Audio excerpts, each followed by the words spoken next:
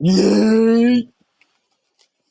Hey, Yeah. that's not main event Jey Uso saying that. It's our tribal chief, Roman Reigns. Ladies and gentlemen, welcome back to an absolute banger of an episode on AR Wrestling Podcast. I am Alex with my co-host Ryan. What's going on, Ryan? Yo, what's good, everybody? And as always, you know the drill. Sit back, relax, and enjoy. And this week we got some news. We do got some news. I think we start out with the biggest news everybody knows about. It happened on Tuesday on NXT. Rhea Ripley is legitimately written off TV with a broken orbital socket in her right eye. I'm pretty sure is what it is. But I found it pretty interesting because I learned a little bit more about Rhea and Raquel.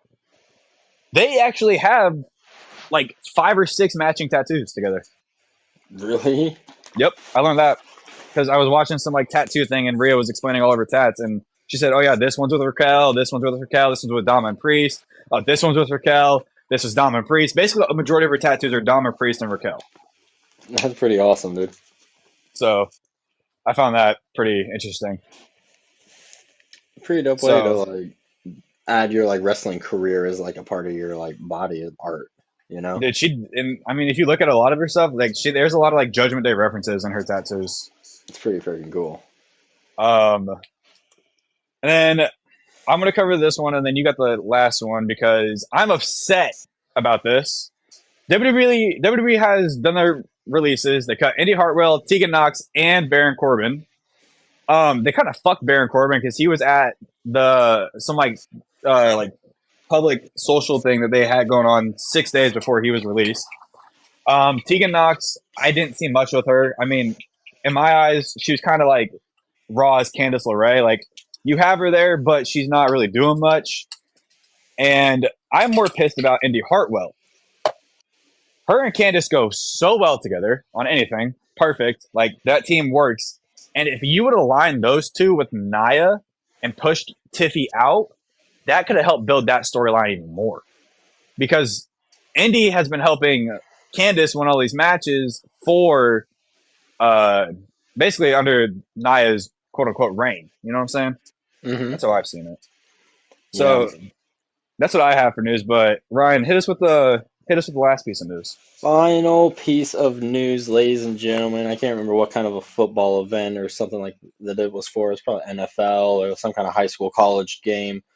But It Bill was College Game Day. Goldberg, in an interview, confirms that in 2025 he will have his formal retirement match. There has been a deal reached between him and WWE that at some point at an undisclosed date he will have his final match. I think we'd all see him going into the Royal Rumble and starting a feud with Gunther. Or maybe, I wouldn't say have him run the Royal Rumble, maybe have one last fight against somebody at WrestleMania. Because I think Mhm. that's where a lot of legends have retired. I don't know why you would retire any other time, really. I mean, Kurt Angle, Ric Flair, Undertaker, like, I don't Yeah, it's know. I forever, think Kurt dude. Angle's match should have been done a lot better. That was kind of fucked that they did it with Baron Corbin. Like, Oh my Vince god, that was literally fucked awful. Kurt Angle over. That was awful. But I mean, that's how I see it. I think. Well, I I I definitely think. think it should be Gunther. Yeah. I like the idea of that. You throw the idea to me of John Cena versus Gunther I at do WrestleMania? have, yes, I did throw the idea of John Cena versus Gunther at you at WrestleMania because I really like that idea. I've got like You still pushing three for it? dream matches. I would, yeah. There's 2 matches that I've got for John Cena at WrestleMania. One of them is Gunther, and one of them is Logan Paul. Logan Paul is wild. Logan Paul is wild, but I think that's not even that far off as his Well, final let me guess. WrestleMania Was Cena match. on Impulsive or something? No, but I have a feeling that he's going to be come WrestleMania season. It's possible, but I mean, we haven't seen Logan Paul since SummerSlam, so it's been a few Facts. months now since we've seen Logan. Facts. He's come out with a moldy lunch brand since then. Yeah, this man cannot get away from legal trouble. Like That's seriously, no matter seriously. what he does. But yeah, I've got either Gunther or Logan Paul for Cena, but it all depends on if Gunther still has the world title going into Mania, in all honesty. If he still has the world title, You I think would he drops honestly it? put him. I think there's a chance he does. I think Okay. there's a chance he doesn't. It all depends on who challenges him for the title going into Mania. Like if he Right. doesn't get challenged by the people who I'm thinking that he could, like CM Punk is the number one name in my head to beat Gunther for that title as of right now. We might see him here soon. If he challenges before WrestleMania, Yeah. because I can get more into that at some point. But yeah, I my do like idea that is idea. Gunther and Goldberg at WrestleMania if Gunther doesn't still have the world title, and that's Goldberg's retirement match. I like But that. yeah, that's what I have after going out of this news story. You know, give me Brock Lesnar versus Goldberg retirement match. Run God back damn it. WrestleMania 2000 or run back No. WrestleMania 20. No. No. No. I liked the WrestleMania, like, what was it, 36 match that they had?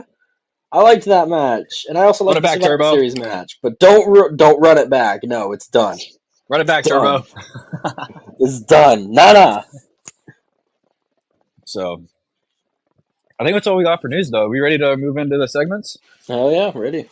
All right. Well, we're moving into Raw. Obviously, we see the security with the Crown Jewel Championship, Judgment Day, and Seth freaking Rollins all going in, get ready for their stuff for the night, and we see a replay from the main event last week of Jey Uso versus Braun Breaker for the IC title.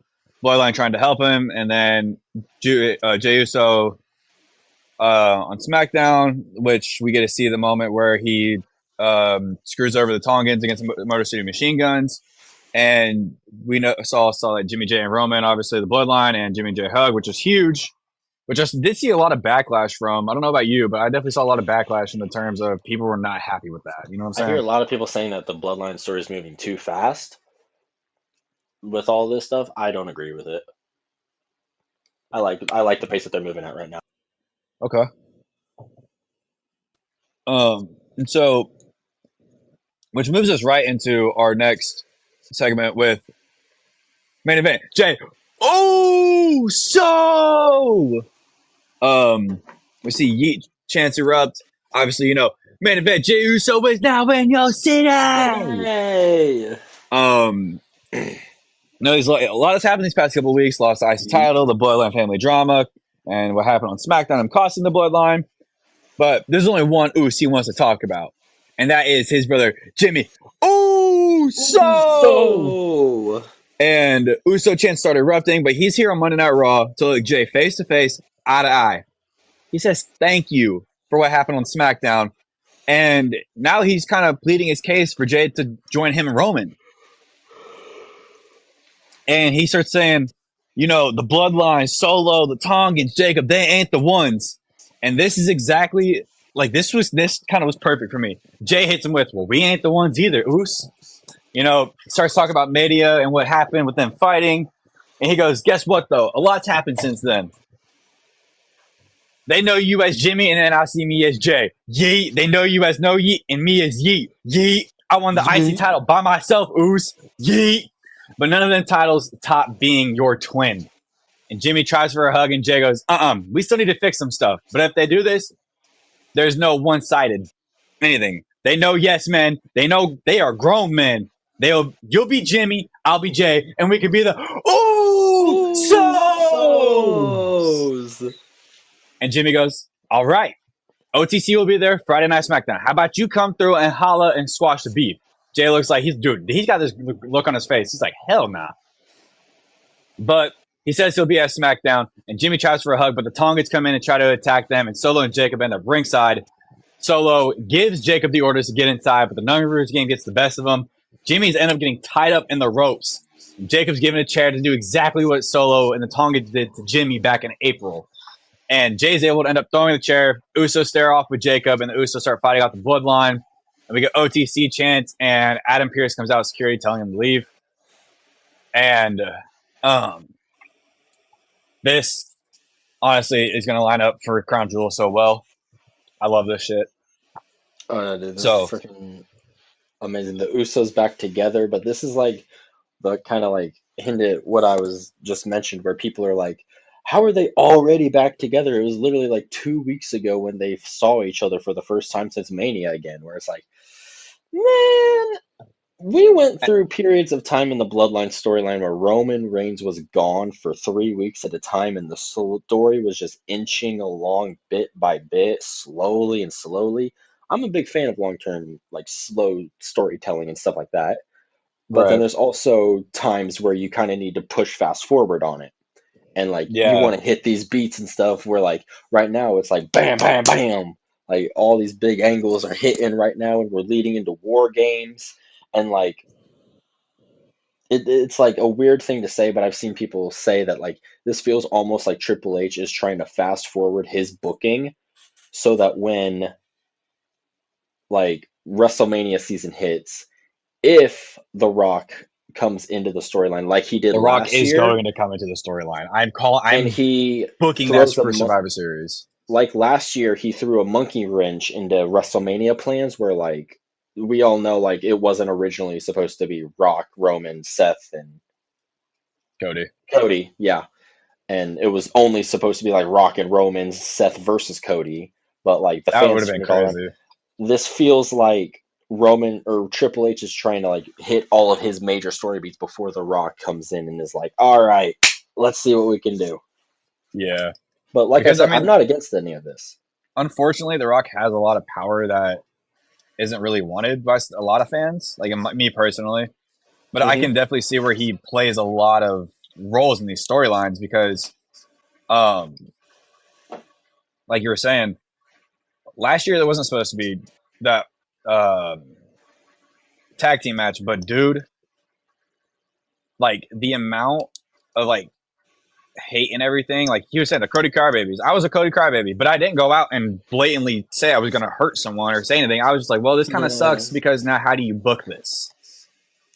And Hmm. I mean, we had even talked about it as well, and so they finally did what they did.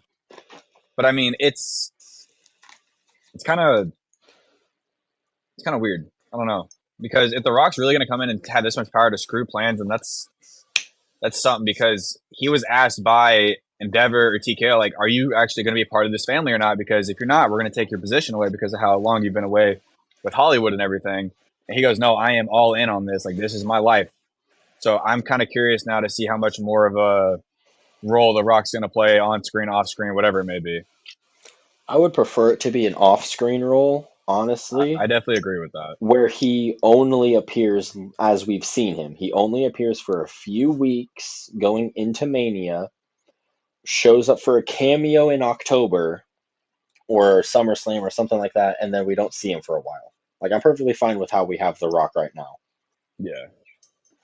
Like I I don't think mean, this should be. I don't think any of this. I'm not trying to say like any of this is focused around The Rock, no, like right. in any way. Like I'm just saying that like when he eventually get like if they do like when he does eventually comes back into all of this shit, like it's gonna be like mixed all the fuck up. I feel like, but No, I'm for all here sure. I for it. definitely agree with that. I'm all here for it though. Um, and I mean, it's going to be interesting to see how The Rock does what he does. But I mean, I'm excited to see it all because WrestleMania season's right around the corner, dude. We're right there. I'm straight. And I have an idea. Or I had a so there was a guy that works at this gym or works at the gym here, and he goes. I was talking to him about the whole thing with Rhea Ripley and everything. He goes, "So what do you think about?" He had kind of thrown this to me because I was explaining to him all the stars Netflix wanted, and I asked him. I was like, or he had asked me. He goes, "So with everything going on with Netflix and everything, do you do a draft that Monday? Or like, not that Monday, but before or during WrestleMania season, before the Rumble or something?" Because there's nothing going on in January as of right now besides the whole Netflix deal. They're going to treat Netflix as a PL or that is a PLE, that Monday Night Raw. So I'm kind of curious on what is all going to actually go on. I I Would you don't be think they'll do. I wouldn't be interested in a draft before Mania, and I don't think they will.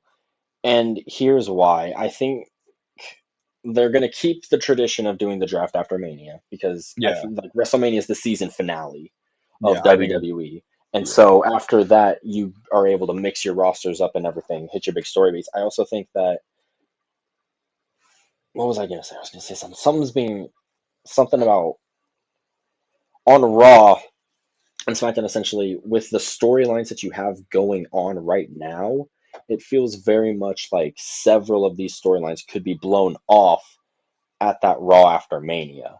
Like if we do, like you and me have talked about potentially keeping Randy and Kevin Owens apart for a long time, suspending them after their brawl or at some point in some shit, and then they can fight again at that Raw after WrestleMania or at the Raw at Netflix or some shit. Yeah,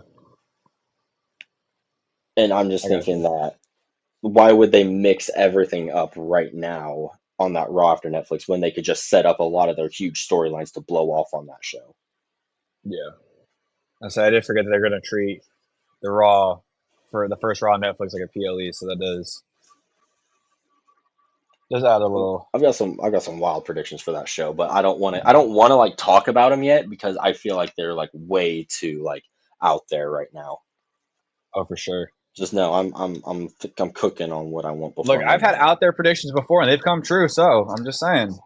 I called Hmm. Bailey and leaving Damage Control at War Games last year. What happened? Oh yeah, I'm she just left. saying. She was out there. I'm just saying. She is just So saying. it's not bad to have outlandish ideas to start because you don't know what the storylines are going to look like until you get there. I'm sure. So, but after this, I mean, speaking about The Rock and Roman and that tag team match at WrestleMania, we saw a promo video of WrestleMania 40 Night One of everyone mic'd up, or essentially mic'd up is what it is. So it'll be kind of like an ESPN Sports Center beat of mic'd up, which is kind of cool, I think. Um, but after this, though, Adam Pearce is on the phone with Nick Aldis and says Nick needs to control his roster after the Bloodline had come over and did what they did. And the Judgment Day walks in asking for Dom's opponent. Dominic is going to fight Damian Priest in the main event. And Dom, he says he knows Damian's tricks, but Finn's like, I know him better. And Finn walks away, and Dom's like, I'm going to go out by myself because he thinks no one believes in him. And then Liv does her whatever, and like I said earlier, Finn walks away, which I I think found Judgment. interesting. I think Judgment Day's about to break up, man. Judgment Day breaks up. That's a rip. I've got I got an idea where Dominic tries to go at it as a fucking lone wolf at some point. And tries gunning after Gunther or Breaker. Literally, it's like a whole like goofy ass storyline or some shit like that. Where like eventually he realizes, oh, I ain't shit. Yeah, for real. Or maybe he But weasels his way into a title win. it's true. But either way, this is all like the main focus of like I want Balor back as a singles guy. Like that's my main goal of I breaking think Judgment Day up, as I want Balor's back as the singles guy. what you do is you have Judgment Day lose the title to the War Raiders, and then you have Damian versus Gunther at Saturday Night's main event. And then after that, though, um, not after that, but during that match, it's going to be just like SummerSlam all over again. Finn's going to get in or get involved, and he's say we write Damien off TV this time instead. Now Gunther's going to cut a promo. Finn's going to come out and he's going to challenge Gunther for that title. And Gunther's like he kind of does what he does with Sami Zayn. He's going, no, you're going to have to earn it, just like Sami did. So either I could see Finn winning the Royal Rumble this year. I could see him winning Elimination Chamber. And I think Finn is going to win the title at WrestleMania. If you push Finn leaving and pushing the single star, I think you have Finn winning the title at WrestleMania over Gunther, which now pushes Damien to be even more pissed about Finn having the title back. And now Damien becomes this unleashed fucking killer who is now after and only after the World Heavyweight Championship the way Rhea is Mm-hmm. for the women's world title. So I don't I like know. I kind of like that idea, to be I like honest. that idea. I like I Finn like back that a to the lot. I do singles a the guy. lot. I like the idea of having Balor win it at WrestleMania. Honestly, to be That wasn't something give I him had his really moment. thought of. Give him his moment. He lost what 7, 8 years ago now. Hmm. Yeah, I would. I am fully. It would be, yeah, 8 years at that point, almost to nine, Damn because there. it was 2016 when it happened. Yeah, that's true. Like how we talk about it, So like it's the great tragedy. it is a great tragedy. The great tragedy of Finn Balor's WWE push that went to Roman Reigns instead. There's something else I fear that could be a tragedy with Ludwig Kaiser if him and Gunther eventually break up, which kind of that thought leads me into this match because both dudes brawled with heavy shots until they spilled out to the outside and they'll use a ring post against each other, whatever. But this kind of like was a match for um, Sheamus to win, and it was kind of pushing the idea of um, this whole like Gunther's pissed off at Ludwig now because even after there, I don't know if you watched the press conference for Crown Jewel, but Gunther was pissed that he wasn't pissed, but he was asked about the Fatal Four Way, and he goes, "Well, they're great competitors. Well, hold on, there's three great competitors, and then there's Dominic." And he lists them all off, and he says something about Sheamus. He goes after he gets them talking about Sheamus, he looks back at Kaiser, and goes, "Yeah, Sheamus," and walks off. Which kind of that Kaiser's supposed to take care of that problem, and he hasn't done it. Sheamus has been a problem for a few years now for Gunther. So honestly, I think Sheamus could be a key way for Kaiser and Gunther to break up because I mean, we saw what happened with Giovanni. Is Kaiser going to be able to hold his own? Because Giovanni was able to hold his own in NXT, but Kaiser's been by Gunther's side his entire career, essentially. What? How do you push him as a single star? I just wouldn't break them up, in all honesty.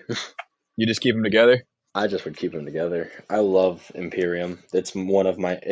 I hate the fact that they made Giovanni Vinci leave this group. It makes me so fucking mad. Like it I would genuinely have gets been. me somewhat heated because I was so into Imperium at one point, and the thought of Ilya Dragunov joining Imperium, and we could have the sight of Gunther as world champion, Ilya as intercontinental, and then Kaiser and Vinci as tag champs.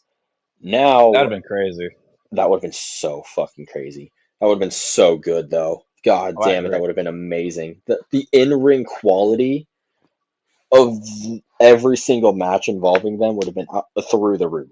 I feel like, but it would have been like potentially a new Bloodline storyline. You could even tell, like obviously not. You can't retell the Bloodline story, but a long term storyline that you could tell with Imperium. Yeah. But where was I going with this? Oh yeah, you could still do something like that. I would put at some point I would belt up Kaiser and have him with Gunther as belted up as well. Not have them both with championships. I'll give you that. Mm. I do like that. Honestly, I remember we had, or you or I don't remember who spit it, but the idea was just like that, like you were saying, and it's a pretty solid idea. I mean, unfortunately, now or not Ludwig, Ilya is out for another like 5 to 7 months with a torn ACL. So, Hmm. and I haven't seen anything from him on social media, but I haven't been on social media a lot recently. I've been worried about school, so Right. it's what it is. I think you could do that. Honestly, it wouldn't be a bad idea. I fuck with it. Freaking amazing. It's just how do you bring that now because not Kaiser, Gunther and Ilya have had this beef going on for Build it on mutual respect. years, and yeah, built it on mutual respect. Yeah. Built it Oh, on okay, okay, I okay, know okay. what built it on I know what you can do. You know what I can do. Imagine what we could do together. Yeah, I like that. Basically, almost have Ilya replace Kaiser and have Kaiser be pushed into the Vinci role. You know what I'm saying? Yeah, if you want to call him that. But I mean, is or I that how would you just would book it, or would you have? no, I would keep Kaiser going strong as a Okay, singles guy, and I would have Ilya keep being. If anything, you can have Kaiser. Kaiser would eventually, if you do have the three of them as a faction, because obviously you can't put Vinci back in there, then it's like Kaiser would be the fall guy, while Ilya is your mid card dude, and Gunther's your world champion. I feel like Ilya's been the fall guy this entire time, though. Not Ilya. Kaiser's been the fall guy this entire time, though. It kind of has been, which is unfortunate, but it kind of Not the works entire for him. time, It but in works for the him though. recent weeks. Recent weeks. Yeah, I mean, it works for him in his role with Gunther because that's kind of like the role he plays. But I would prefer him to play a more like a partner to Gunther, not the fall guy for Gunther. Yeah, Like someone I'm that kind of Gunther tired of can him being the call on. mouthpiece too. Yeah, like because Gunther can hold his own in a promo too. So like, I would prefer them to be presented more as equals and less as Gunther is the top guy. Yeah, You know. I know. Yeah, I know what you mean.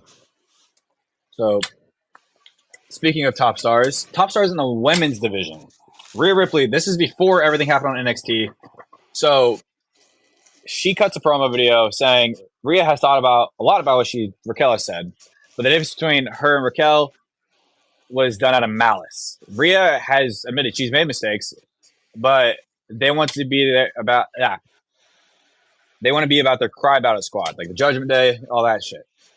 And basically, every week she cuts the promo. You're gonna have to kill Rhea to stop her. Damn near did kill Rhea. I mean, I don't know if you've seen the pictures or video from NXT, but that shit. Brutal. And I don't know if you got a chance to record NXT at 2300 Arena, but it was pretty interesting. I did not see anything from it. I did not see anything from NXT out of the 2300 Arena. I watched AEW Dynamite. You shut up. You should have watched it because Dudley Boys came back for the episode. RVD was back, and Rhino came back as a cameo in spirit of Robert Stone. Damn, bro, that's crazy. It was pretty interesting. I fucked with it. Like lights went out. Robert Stone's cutting a promo. Like everything goes quiet. Everybody's like, "What the hell's going on?" Rhino just appears in the ring and spears the shit out of him. Gore! Gore! Gore! Oh man. But we see after the Rhea promo, we see the Usos walking backstage. They run into Sami Zayn, and Sami and Jimmy are still not on the same page, even after Crown Jewel. Sami wants to talk to Jay alone though, and questions Jay's decisions about Jimmy and Roman and him going on Friday.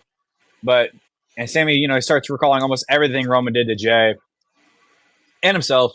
But Sami's not on anyone's side. If any side he's on Jay's side. So he doesn't want to get involved, or Sami doesn't want Jay getting involved. But Jay's like, bro, you don't understand, and you wouldn't understand because you're not family, Oos. Ooh. And this hit right here, this is gonna this comment was degrading. But do you think we see the honorary Oos return to the bloodline? Think so. I think so, man. I think this is the tease for it. Like, you're not family. Only for him to turn around and be like, he's family after all. He was always family. We'll definitely talk more about it next week when we do our next review episode of the week, because I want Roman, if anything, to be the guy to bring Sami back. That would be insane. That'd be fucking crazy. Like, to have Roman be the guy to like I have no idea how it's gonna go, but like, you think they do it as a way of how Jay was saying we're equals, or I'm not joining you, and you try one more thing. I think that's how they push Sami into this. I think Sami sets the same guidelines, and Jimmy's like, well, shit. Now I'm going to set the same guidelines, and now Roman's like, well, shit. Now we're all equals, and I can't do anything about it. And if I say something or do something wrong, they're all gone. Yeah.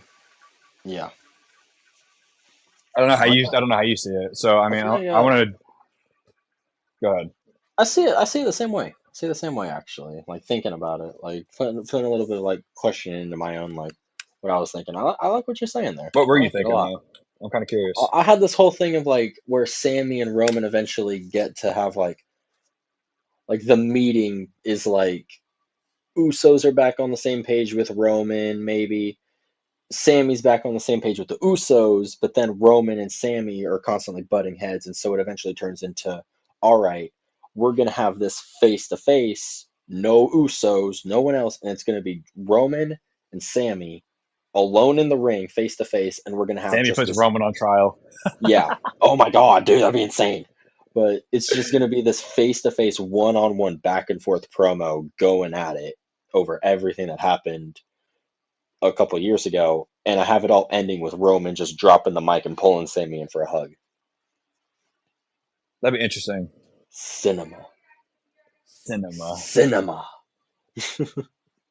love it. But I wanted to say it was almost cinema for their match at Crown Jewel. It kind of wasn't. But Gunther cuts a promo video on Cody for Crown Jewel. And he goes, Cody Rhodes, the QB of the WWE, the Golden Boy, the selfless champion. Cody Rhodes, the gutless champion. And he recalls Randy saving Cody Rhodes and says that Cody should ask Randy how it feels to be choked up by Gunther, and says Cody is and always will be a secondary champion to Gunther. And obviously we talked about that on our post show, so go check out the Crown Jewel post show after it's posted. It'll be posted directly after this episode as well. So we'll have everything up for you guys.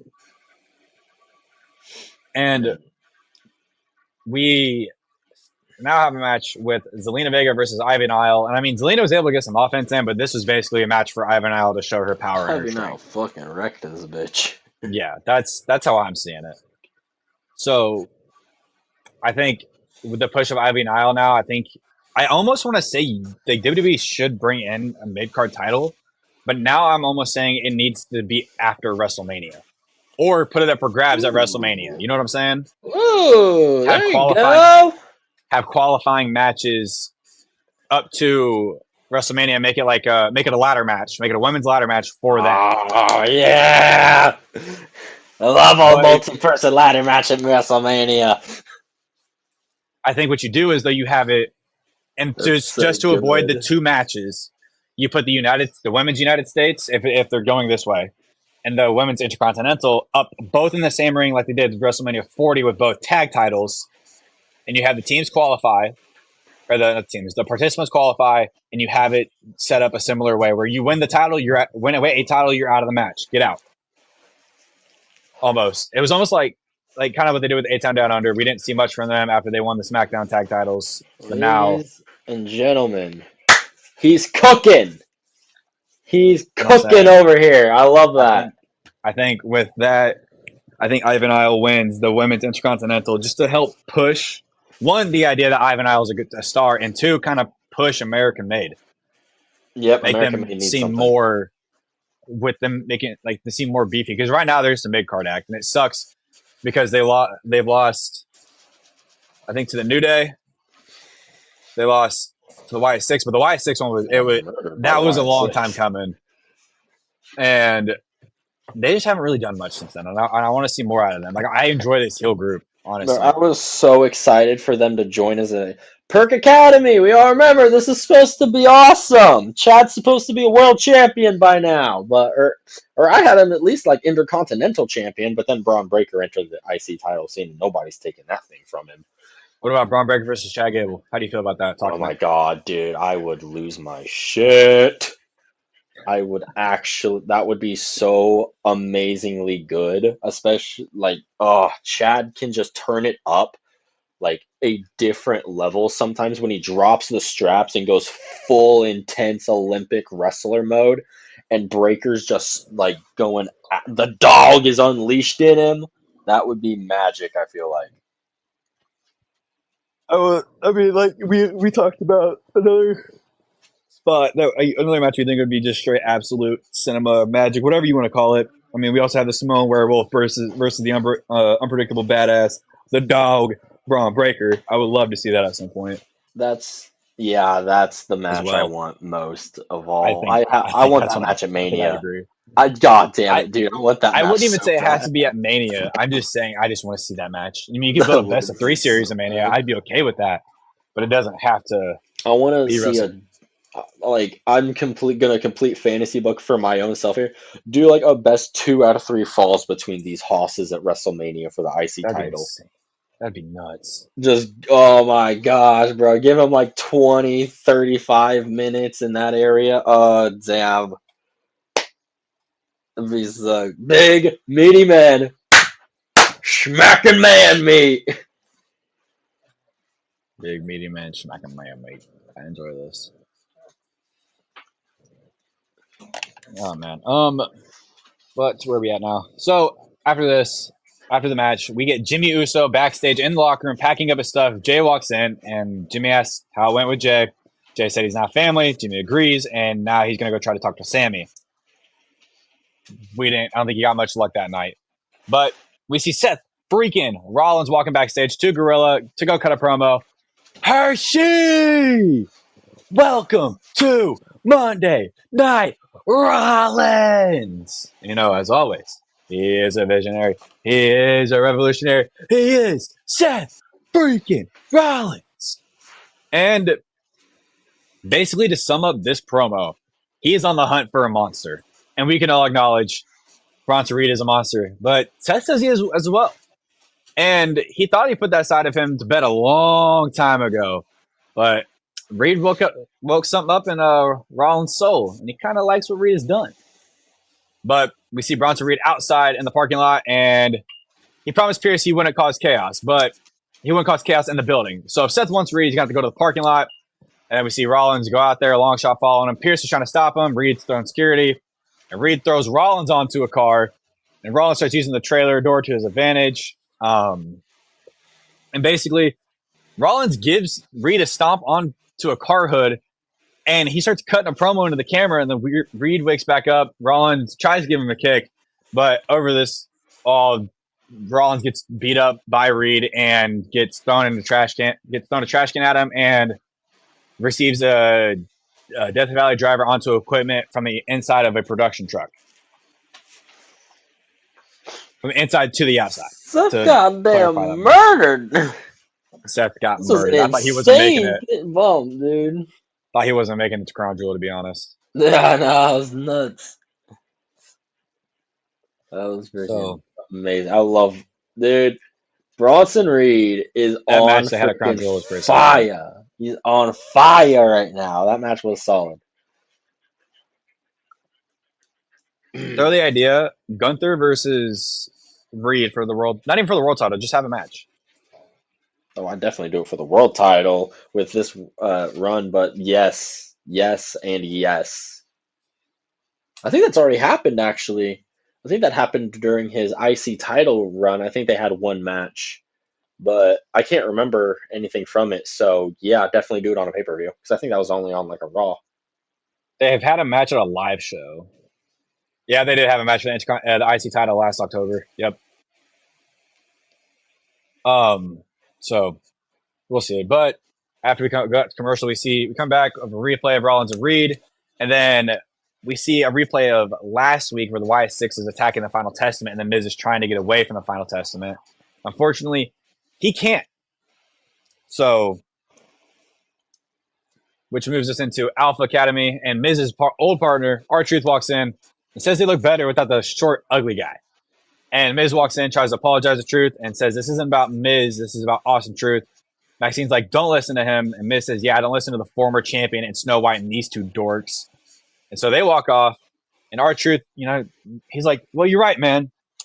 But absolutely smacks the shit out of the Miz. And he goes, good luck with the Wyatts, and just walks away. But as he's walking away, he walks past Pete Dunne. God damn it, Truth. He goes, what's up, Butch? Truth. Where's Pete? Damn it, Truth. Damn it, Truth. Oh, my God. That was hilarious. This leads us into our finals for the number one contenders for the World Tag Team Championships between the LWO, the New Day, and the War Raiders. And this was kind of, honestly, to me, just a match to showcase the War Raiders as they come back, because we haven't seen Eric in a long time.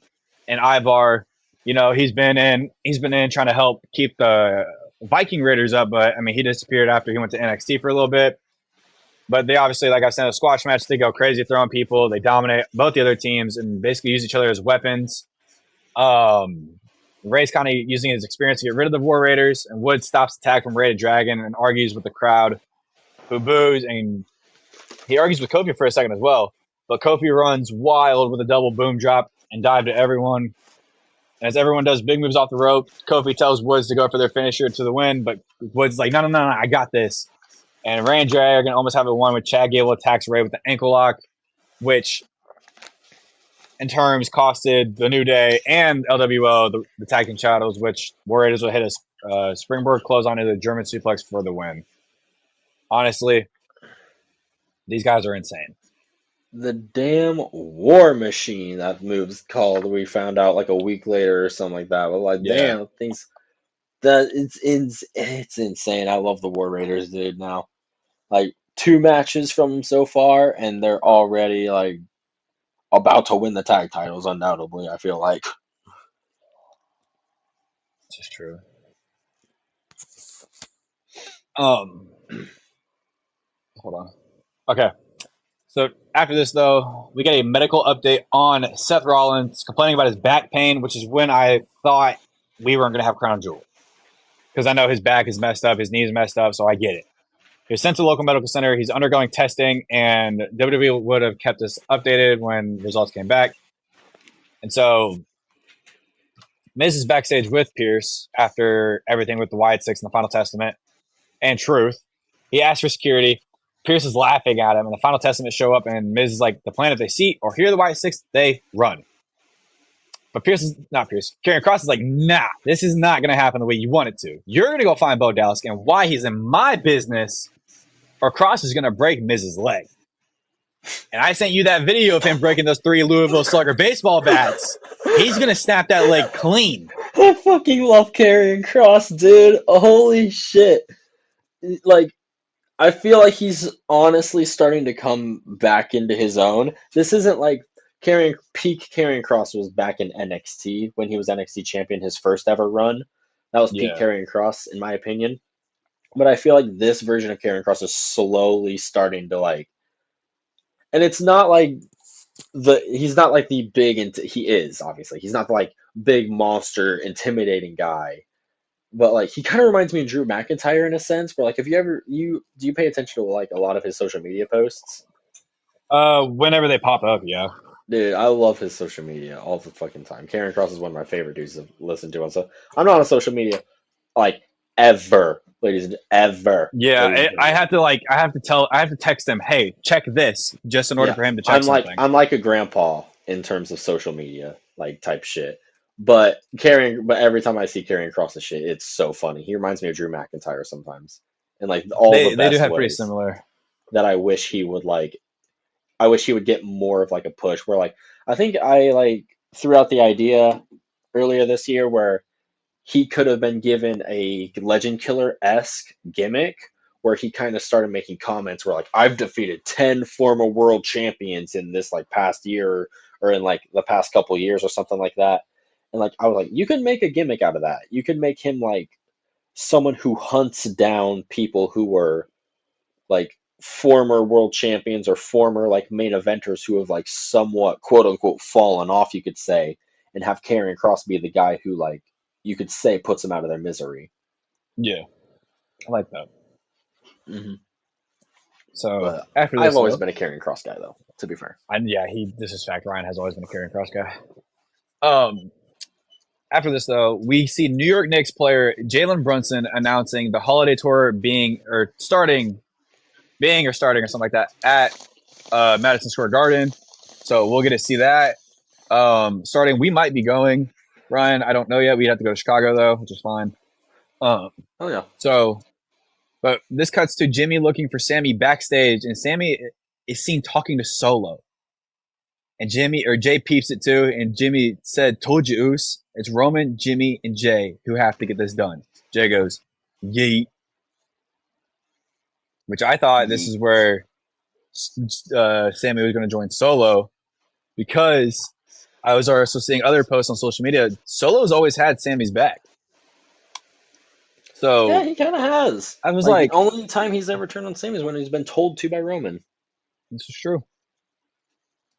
So, but after this, though, we get to our main event: Damian Priest versus Dominic Mysterio. And honestly, Dom literally just gets a lucky win here. Honestly, is how I seen it. Dominic. But he gets absolutely fucking mauled after this. We see Judgment Day getting involved. Damian fights them all off with a chair. Damian gives Dominic a razor's edge after the match. I mean, Damian's just attacking Dom with this chair as well. And Damian and Dominic, not Damian and Dominic, Carlito and Dominic both receive a South to Heaven after Damian Priest is done and over with. Which I did see something else. Liv's always getting up in Damian's face like, "Oh yeah, you can't touch me. You can't touch me. Ha ha, you dumb bitch."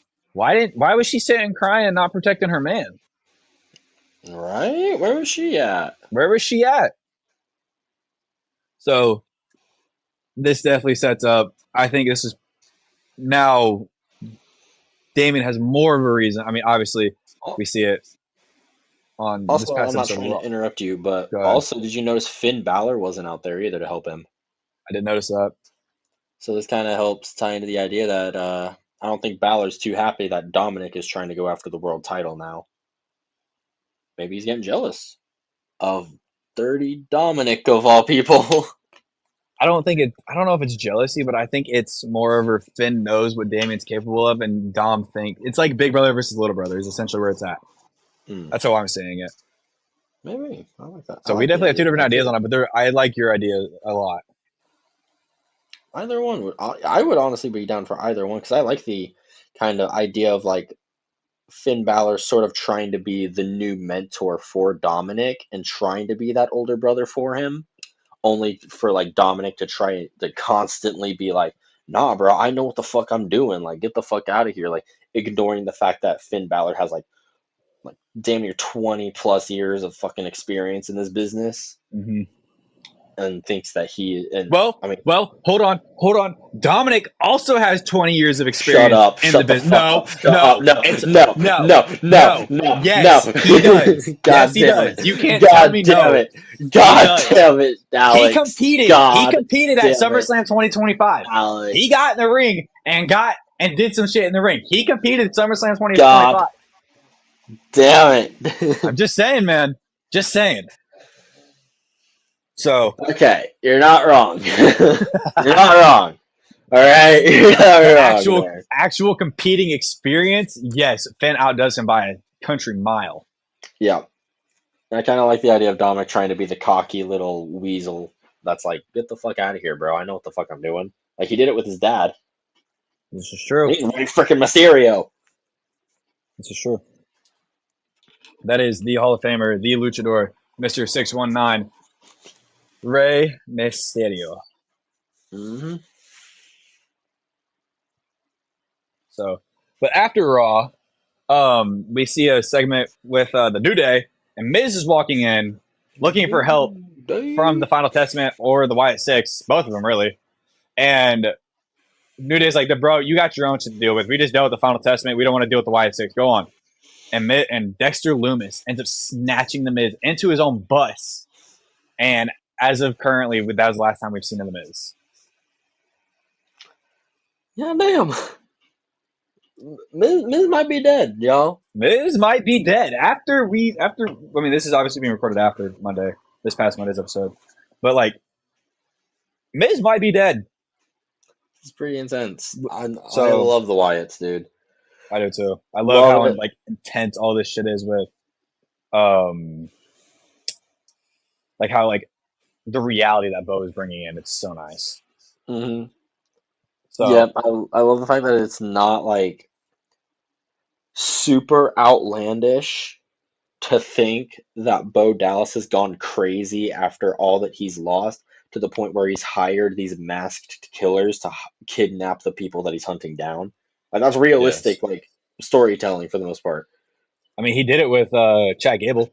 Mm-hmm. Like, dude, I am so into everything happening with the Wyatts, and like the fact that we always criticize Roman Reigns was off TV for so long. It works for the Wyatts so well, though, because that's so much more. Yeah, like that's part of their gimmick as well. But and let's think about it. If the Wyatts have been on, if we're going to compare in a time period, say the last, where are we at? Almost 6 months of Roman's reign compared to these past, give or take 6 months with the Wyatts. The Wyatts have been on TV weekly. Oh, no, let's do since WrestleMania. The Wyatts have been on TV weekly since WrestleMania. by the promo, by the QR codes, by their debut, by all these promo videos. Roman was gone quite literally for weeks. We did not hear from Roman. So I mean, like you were saying, less is more, which it really is with the bloodline as well. Less is more, but it kind of runs the same track in my head if we're gonna run it Okay, that way. I see what you're So saying. I don't know. That's what I think. Right, I definitely like that. But that's all I But got for Monday Night Raw. Monday Night Raw, ladies and gentlemen, and that's going to move us straight into Friday Night SmackDown. It is the SmackDown, the show before Crown Jewel. This was already taped, of course. But the show opens with Queen Nia herself walking out to the ring to address the audience. She opens her promo talking about the Crown Jewel Championship, how badly she wants to win it. Goes on to talk about how last time she was in the Kingdom of Saudi Arabia, she wanted to become Queen of the Ring, and she did. At SummerSlam, she wanted to become the WWE Women's Champion, and she did. In the process, she has annihilated anything and everything that has gotten in her way. She starts to run down Liv Morgan and calls Dominic disgusting when Liv's music hits. The Women's World Champion Dominic and Raquel walk out with her sunglasses for some reason, even though they're inside. She's always wearing them bitches. Liv says that Nia isn't the only one who's walked out of Saudi Arabia this year a winner. After all, she retired Becky Lynch to become the champion, the one that she's holding right now, all thanks to Dominic Mysterio. Liv brings up the last time that her and Nia had a match together. She walked out the victor, and if anyone is going to become Crown Jewel champion, it's gonna be her. This is when It's Tiffy Time plays over the speakers. Pink fills the arena and Miss Money in the Bank walks out. Tiffany Stratton goes on to say, sorry, you guys can argue all you want because at Crown Jewel, it's gonna be Tiffy time. She's gonna cash in to become the women's world champion no matter what, period. Nia starts laughing when Tiffy stops her and says that she's not supposed to, or that she shouldn't get too comfortable and that she can cash in on Nia if she wants to. Both of them are starting to piss Tiffany off, and she says that she hasn't even made her decision yet. She promises she will cash in on someone tomorrow. She just has no idea who yet. This is when she turns to Liv Morgan and she asks Liv if she cashes in on her, does she get to take Dominic with her? And I'm like, fuck no! I do not need that pairing in my life at all. No. She says that she needs a little bit of dirty in her life, and I think I fucking balled up on the floor and started dying. Oh my god. Liv starts mouthing off to Tiffy, but gets dropped by a right hand, and I'm loving the new attitude from Tiffany Stratton. I can't even lie. Over the commercial break, Liv and Tiffany get put into a match, and we come back from commercial as the match is taking place. Tiffy starts fighting back after Liv gets distracted by Dom on the outside. Liv is able to counter a move from Tiffy mid-air and hits a code breaker, which I thought was absolutely nuts. After Tiffany's able to stop the Oblivion, Nia gets on the apron to cause the distraction, and Tiffy, holding the briefcase, gets rolled up by Liv for the win. Liv attacks Nia after the match. Prisoner hits Oblivion on her. This causes a big brawl between both sides, which ends with Nia dropping absolutely everybody on Liv's side with the briefcase and ending Liv with the Annihilator in the corner as she does. Nia looked like a beast, though. I cannot lie. Love the Queen and everything. Like, I'm kind of pissed that she didn't walk out, obviously, as Crown Jewel champion, but gotta love the Queen. Dude, when Tiffany said that she needed a little dirty in her life, I'm sitting here thinking, I was like, is she really tired of Ludwig already? Bro, that's crazy. That's Like realistically looking at it, crazy. is she tired of Ludwig already? She Like tired they've of been together Ludwig for like already. 2.5 years, I want to say now, something like that. They've been together for a Could while. use a little bit of dirty in my life. God damn it. But Tiffy, after this, well, I mean, yeah, I was kind of pissed off though that Nia didn't win that Crown Jewel Women's Championship. I was also pissed off that Tiffy didn't cash in her freaking briefcase like she said she would because I was kind of excited and hoping that she would. I sent you the reason why, didn't I? Yeah, that video of her being chased by Nia. Yeah. Yep. We then get a Cinema. recap. Cinema. Pure cinema. We then get a recap of last week, Randy Orton and Triple H talking in the ring, and we cut to a home video from Kevin Owens himself. He's been trying to call Randy all week with no answer. He doesn't want to walk. He doesn't want the match, and he still looks up to Randy. He doesn't understand why Randy's making him do all of this, and he needs Randy to understand that he never wanted to hurt him. But now he's going to hurt him, like Randy hurt him. Randy did this to himself, and he did this to them. And he's going to see Randy on Saturday. He cuts the video, and this is just a very somber, like, chilling Kevin Owens. Dude, I was I was a little upset with their match at a Crown Jewel, but the buildup is the idea of still what I'm telling you. I think um, what's going to happen is Kevin's going to get his hands on Cody inside of War Games. They have their match at Saturday Night's main event. Randy gets involved. He RKO's Kevin to help Cody win it.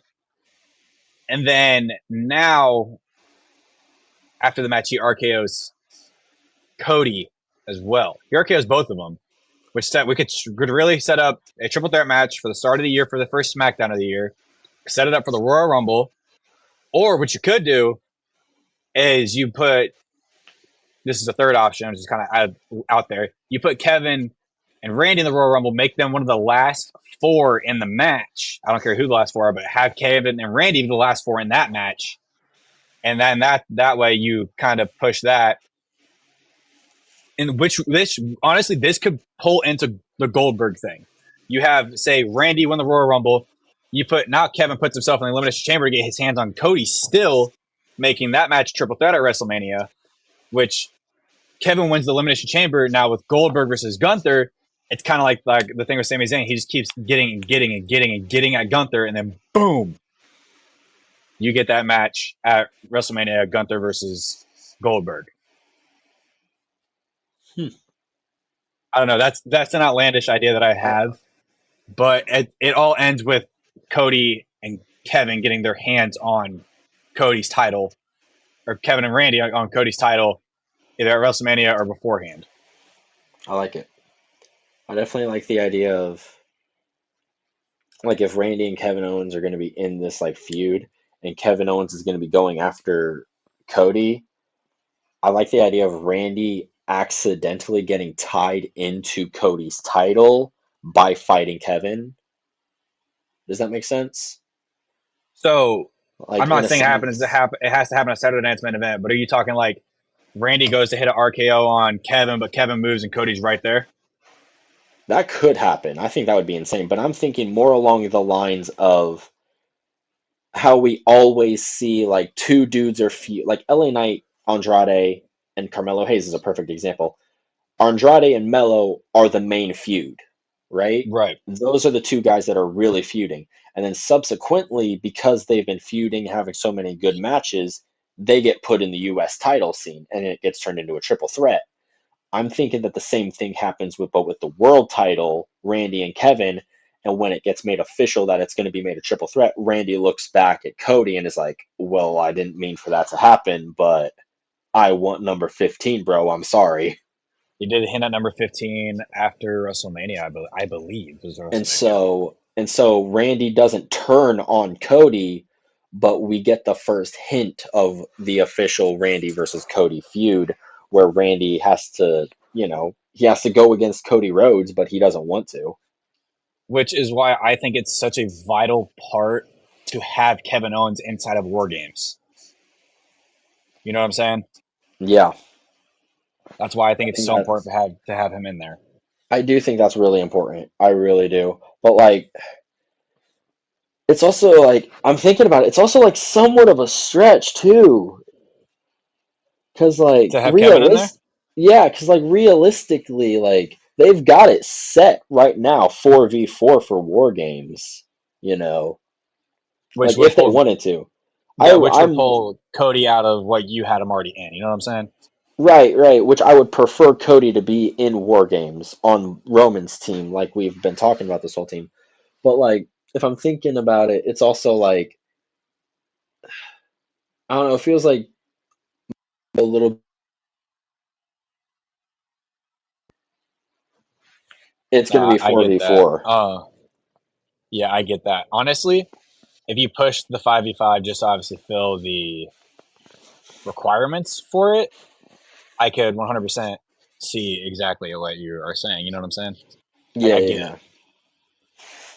Yeah. So, I mean, it's an interesting thing because um I mean, you can run this so many ways that it's so hard to not it's so hard to fuck it up but to not fuck it up. Right. Like there's so many different directions that they could go. A lot of them are really, really good. Like I can't even lie. Hmm. There's not a lot of like ways, but yeah, there's just a lot of shit they can do. It's hard for me to kind of guess what they're about to try and do. Yeah, it's this is why I like the WWE because then as the weeks go, we can actually build that story and see which way we could run it. You know what I'm saying? Hmm. So we'll have to see when time comes. Right. But after this, we do get to move into another match. It is the Street Profits taking on Pretty Deadly. Yes, Yes, boy! I'm guys. still waiting on the damn musical, y'all. Where is it at? It's gonna be Broadway. It's gonna be Broadway. God It's damn it, gonna I be love Broadway. that. Beginning of the match, Pretty Deadly jump the Profits as the bell sounds. Montez gets completely singled out until Dawkins tags in. He shmacks all the man meat until Prince rakes his eyes, only for B-Fab on the outside to fucking step up and slam this dude on the floor. Elton's like completely shocked by this on the inside. Gets scooped up and drilled with a blockbuster real quick for the win, and the Profits walk out with the dub. And B-Fab did some shit, bro. BFAB BFAB's doing her thing, honestly, So, and hell, I yeah, enjoy not a it. whole lot. Not a But whole then lot, we that's just fact, but I a enjoy lot it. of a lot of respect. But now we get backstage Nia Jackson and Tiffy time. Nia is confused about earlier, but Tiffy says it was all part of her plan to confuse Liv before Saturday. Bailey and Naomi walk in laughing at them both. Naomi says that Nia should keep that title warm for her. And this is when we move outside of the ring. Bailey and Naomi taking on Candice LeRae and Indy Hartwell. Unfortunately, the last match for Indy Hartwell in WWE currently. Give me 1 second. So, And yeah, then it's very unfortunate for her. So we'll very have to unfortunate. we'll really have to see how it is because um, with Candice LeRae now, how do you push her because she's always been with Indy since NXT? How do you do that now? How do you work that into this? I think she'll be okay. I have a very unpopular opinion on this. I don't really care for Indy Hartwell all that much. No, that's fine I because didn't, I didn't think becoming she added all that much to Candice LeRae's character personally. This is okay. all hot takes, y'all. Relax, relax. Relax, relax. But I think Candice LeRae should be pushed. She's the women's speed championship right now, women's speed Hmm. champion, and so maybe this is like their test for like a real singles push for Candice LeRae, where like if they introduce the women's mid card championship, I would say she's a very strong contender to put a women's mid card title on her if they introduce one. I'd be okay with that. And well, yeah, she does. She has had that partnership with Indy Hartwell in the way in this whole time, and like that's what people have like gotten used to her as.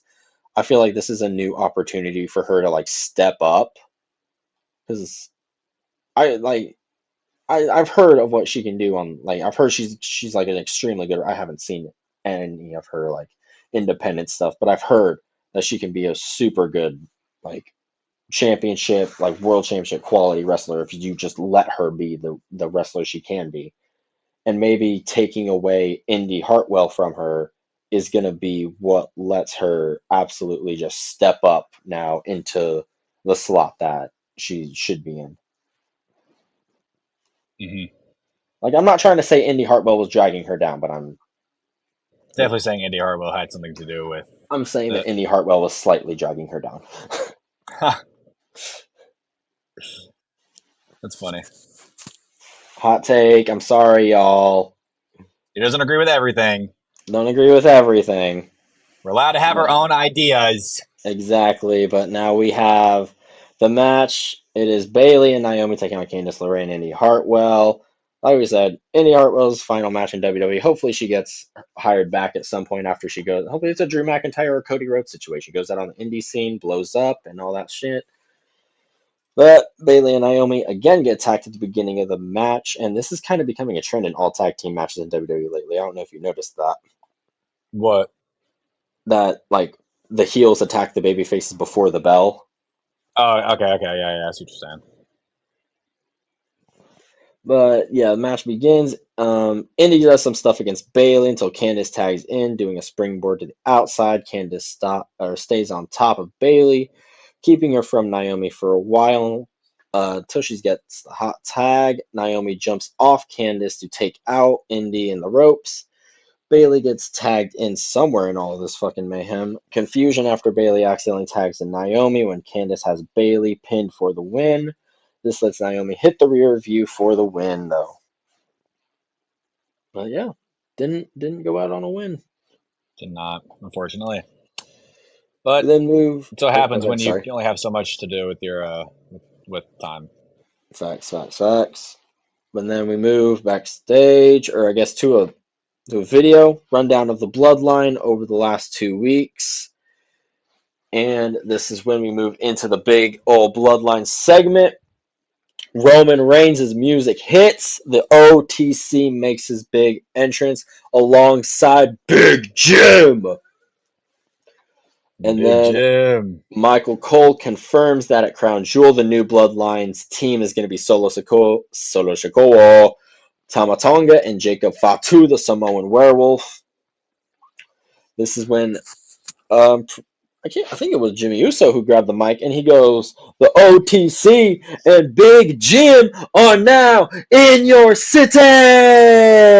I was Jimmy like, God talks damn it. about. I was like, "Damn it, Jimmy, you cringy little dude." That's what I'm saying.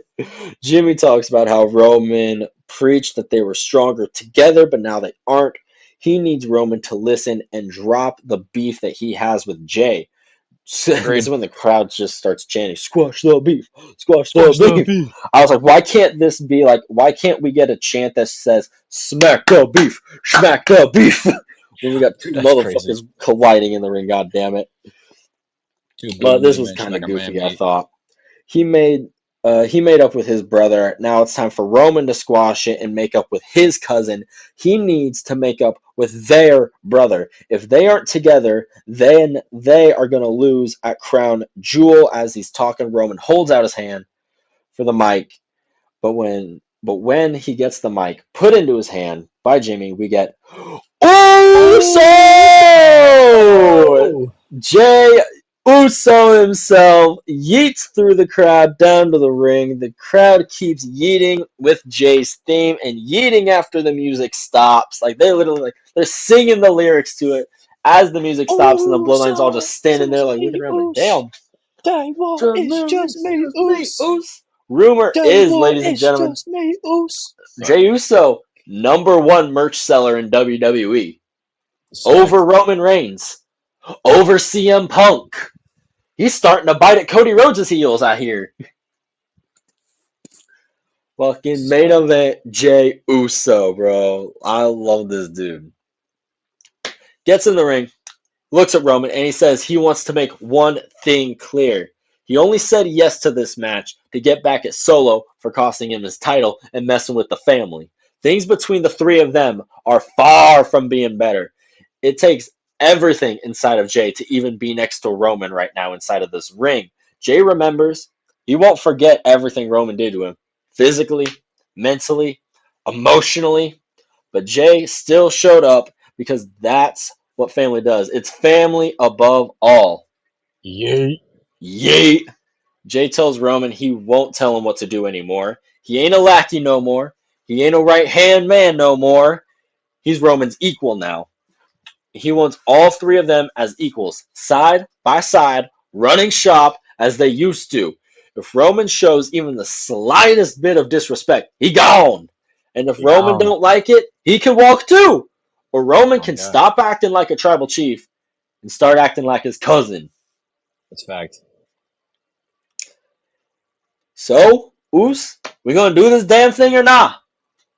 That's Roman's what I need to pondering. know. Roman's pondering. Grabs that microphone. Yeet! Yay. Oh my god, Yeet! That was amazing! that had me so happy. I was so happy. The OG bloodline stand side by side and they all hold up the ones together again. Felt so good. Dun So dun happy. dun dun dun dun dun. Ooh, It's so! just me, oops. Day one, it's just me, oops. Day one is. God, Ah, man. crap. My notes crash. Give me 1 second.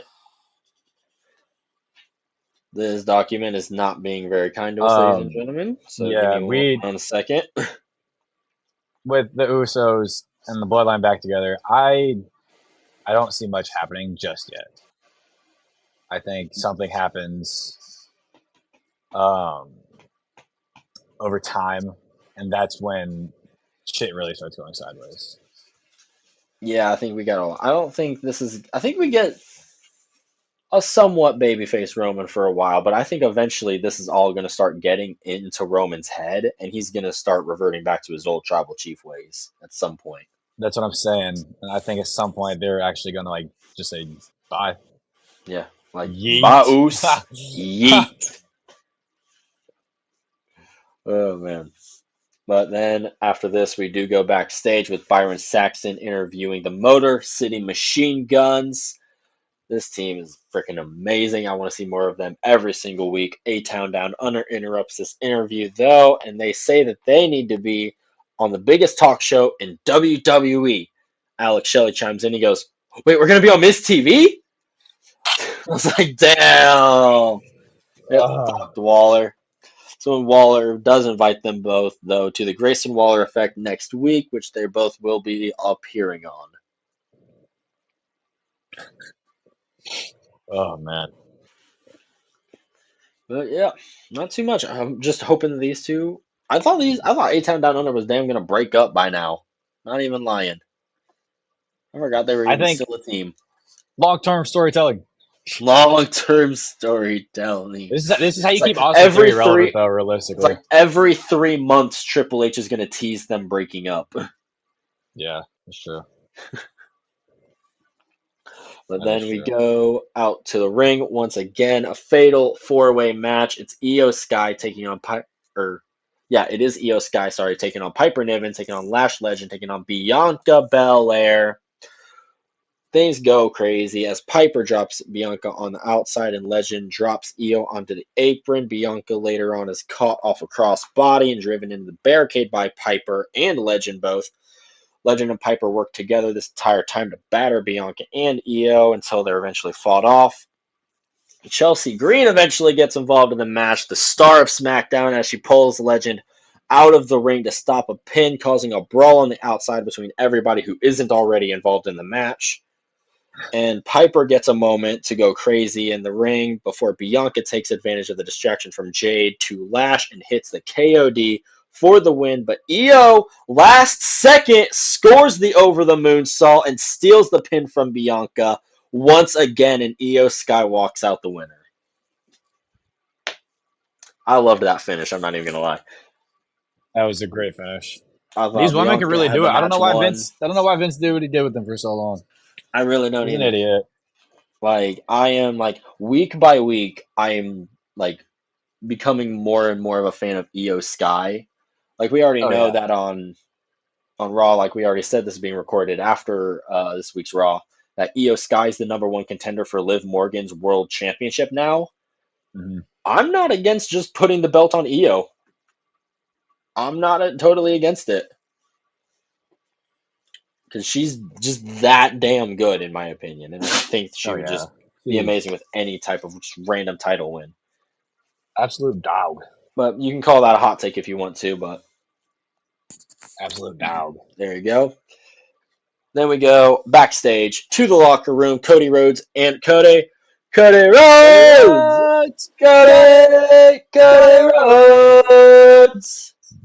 And the Viper Randy Orton backstage in the locker room getting ready. Cody says that he's ready for tonight and ready for Crown Jewel. Motherfucker. He is ready for Crown Jewel, and honestly, I think sometimes I think he's in over his head. To be honest, I really do.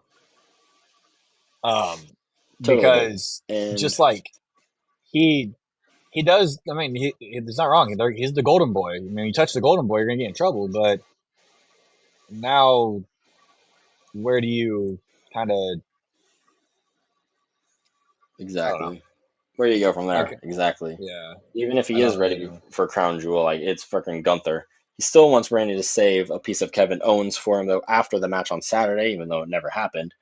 Randy says there won't be any of Kevin Owens left after Saturday, though. Cody says that he doesn't know what he's going to do.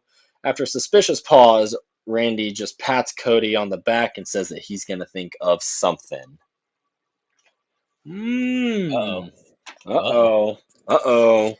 Randy, what you thinking there? I don't know. Definitely a bit of a threat there to the American Nightmare, I feel like. But now we get a promo video for the Triple Threat United States title match that happened at Crown Jewel, which I thought was pretty fucking fun. Can't even lie. It was a fun little match. It was Andrade to begin this off. It was all three of them, one after another. He says that both Knight and Mello are in his way and that he is prepared to defeat both of them and become the next United States champion. Mello says that no better place to win the United States title than in the Kingdom of Saudi Arabia. He's trying to decide which of them he's going to pin and says that Knight is going to pay for costing him Game 7 against Andrade, and Andrade is going to need some extra ketchup for his fries after he's done with them. LA Bet. Knight, the champion, yeah, goes Yeah. on. He cooks them all, says that he understands the deck is stacked against him, but it doesn't matter because it's because as sure and he's concerned, Mello and Andrade got what is coming to him. Says that he will drop both of them on their heads just like he did last week, and he will walk out the United States champion still. And I'm not even lying. I went on WWE Shop.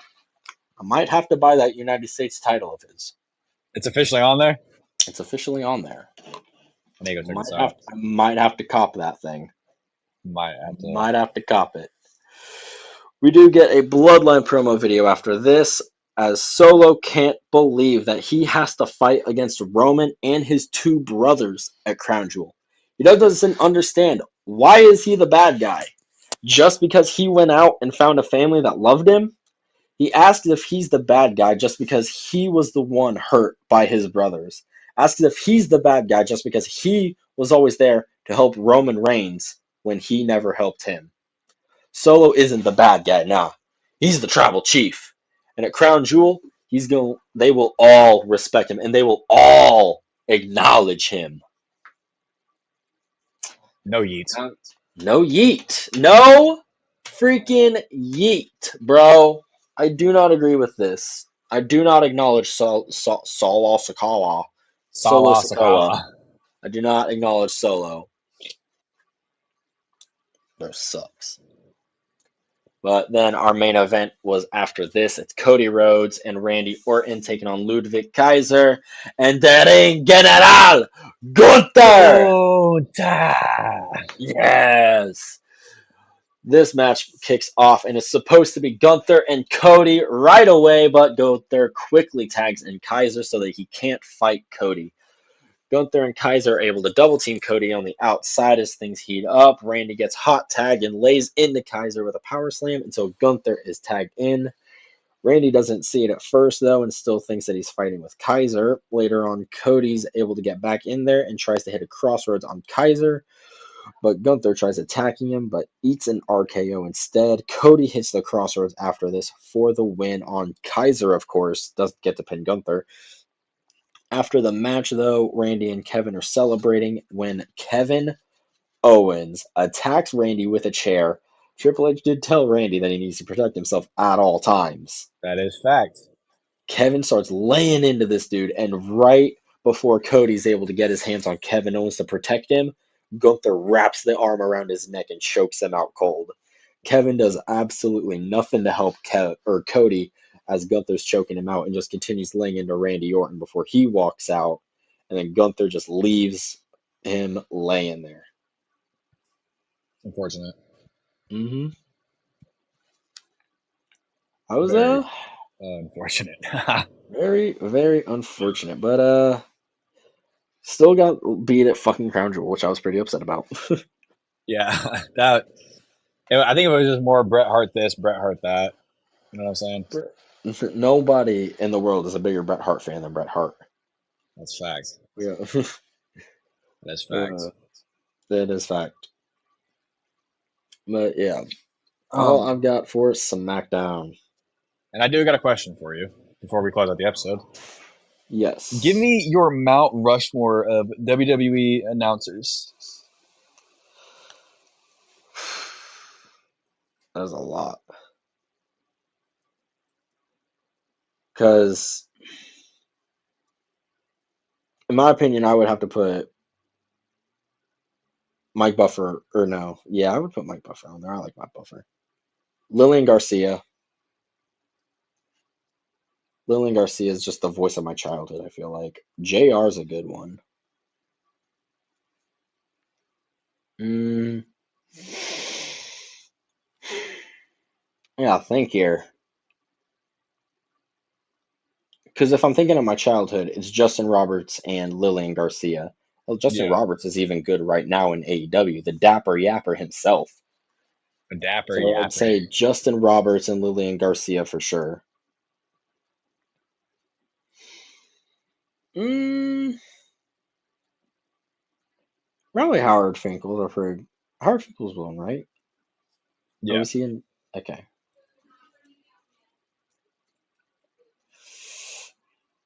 Maybe JR?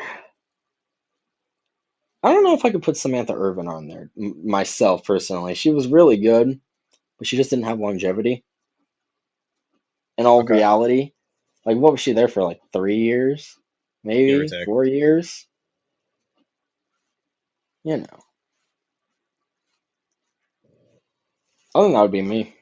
Maybe I'd say Justin Roberts, Lillian Garcia, Howard Finkel, and Jr. Okay. So this is what I would have. I'd have Howard Finkel, Gene Okerlund, Lillian Garcia because she was a voice of my childhood, and I would have Samantha Irvin for the purpose of she was the voice when I started watching again. She was part of the reason I started getting into it because of how she announced all the wrestlers. She did it in a very unique fashion. That's I why do. I would have Yeah, Samantha on there over some other ones. I do. I'm not trying to say like Samantha Irvin is one of the best ring announcers like fucking ever. Yeah. Like period. But I don't know if I would put her on like the Mount Rushmore of it all just because of the fact that she wasn't there for that long. No, right, and I get that. You know, I 100% get that. like if she was there like for the entirety of this Triple H run and like into the Netflix era and like she was the Triple H era announced girl, then like Yeah. yeah, that's cementing her spot in history. But like yeah, I like her a lot, but I wouldn't put her in that spot personally. But hot I take, got you. I'm full of hot takes today, ladies and gentlemen. I'm sorry, get mad at me. I don't care.